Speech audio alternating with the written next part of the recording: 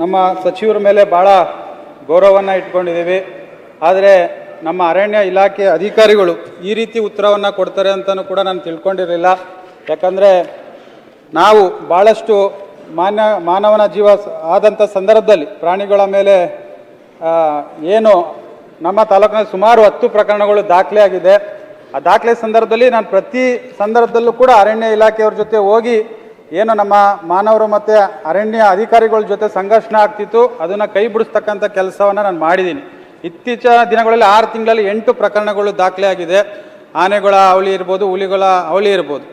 ಆದ್ದರಿಂದ ನಾನು ಕೇಳಿರ್ತಕ್ಕಂಥ ಪ್ರಶ್ನೆ ಇವತ್ತು ನಾನು ಏನು ಕೇಳಿದ್ದೀನಿ, ಮೈಸೂರು ಜಿಲ್ಲೆ ಹೆಗ್ಗಡದೇವನಕೋಟೆ ತಾಲೂಕಿನಲ್ಲಿ ಸರಗೂರು ತಾಲೂಕಿನಲ್ಲಿ ವ್ಯಾಪ್ತಿ ಬರತಕ್ಕಂಥ ಅಧಿಸೂಚಿತ ರಿಸರ್ವ್ಡ್ ಫಾರೆಸ್ಟು ಮೀಸಲಾತಿ ಅರಣ್ಯ ಪ್ರದೇಶದಲ್ಲಿ ಯಾವ ಸರ್ವೆ ನಂಬರ್ ಬರ್ತದೆ ಅಂತ ಕೇಳಿದ್ದೀರಿ. ಇದರಲ್ಲಿ ರಿಸರ್ವ್ಡ್ ಫಾರೆಸ್ಟು ಕೂಡ ಅವರೇ ಉತ್ತರವನ್ನು ಕೊಟ್ಟಿದ್ದಾರೆ ಸನ್ಮಾನ್ಯ ಅಧ್ಯಕ್ಷರೇ.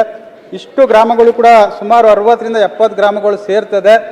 ಆ ಒಂದು ಸರ್ವೆ ನಂಬರಲ್ಲಿ ರಿಸರ್ವ್ಡ್ ಫಾರೆಸ್ಟ್ ಕೂಡ ಇದೆ ಅಂತಲೂ ಕೂಡ ಮಾನ್ಯ ಸಚಿವರು ಉತ್ತರವನ್ನು ಕೊಟ್ಟಿದ್ದಾರೆ. ಆದರೆ ನನ್ನ ಒಂದು ಬಹುಮುಖ್ಯ ಬೇಡಿಕೆ ಇರತಕ್ಕಂಥದ್ದು, ಸುಮಾರು 50-60 ವರ್ಷದಿಂದ ರೈತರು ಜಮೀನನ್ನು ಮಾಡ್ಕೊಂಡು ಬರ್ತಿದ್ರು. ಹಿಂದೆ ಮಹಾರಾಜರ ಕಾಲದಿಂದನೂ ಕೂಡ ನಮ್ಮ ತಾಲೂಕಿನಲ್ಲಿ ಉಳ್ಕೊಂಡು ಬರ್ತಿದ್ರು.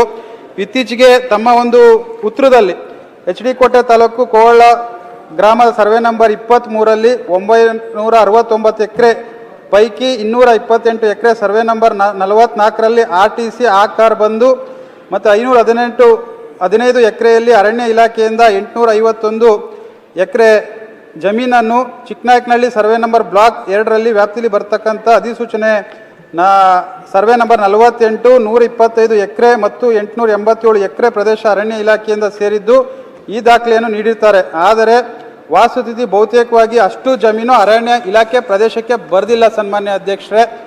ಆದ್ದರಿಂದ ನನ್ನ ಒಂದು ಮನವಿ ಇಷ್ಟೇ, ತಾವು ಏನು 4-1 ನೋಟಿಫಿಕೇಶನ್ ಮಾಡ್ತೀರಿ ಆ ಒಂದು ಸಂದರ್ಭದಲ್ಲಿ ಅದು ನಾನು ಒಬ್ಬ ಚುನಾಯಿತ ಪ್ರತಿನಿಧಿಯಾಗಿದ್ದೀನಿ, ನನ್ನ ಗಮನಕ್ಕೂ ಕೂಡ ಬರಲ್ಲ, ಅಲ್ಲಿರ್ತಕ್ಕಂಥ ರೈತರ ಗಮನಕ್ಕೂ ಕೂಡ ಬರಲ್ಲ.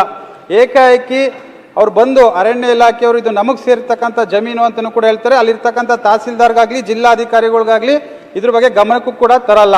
ಆದ್ದರಿಂದ ಇದನ್ನು ನಾವು ಭಾಳಷ್ಟು ಸಂಕಷ್ಟಗಳನ್ನ ನಾವು ಎದುರಿಸ್ತಿದ್ದೀವಿ. ಆದರೆ ಮಾನ್ಯ ಅರಣ್ಯ ಸಚಿವರು ಹಲವಾರು ಬಾರಿ ನಮ್ಮ ತಾಲೂಕಿಗೆ ಬಂದು ಭೇಟಿಯನ್ನು ಮಾಡಿದ್ದಾರೆ.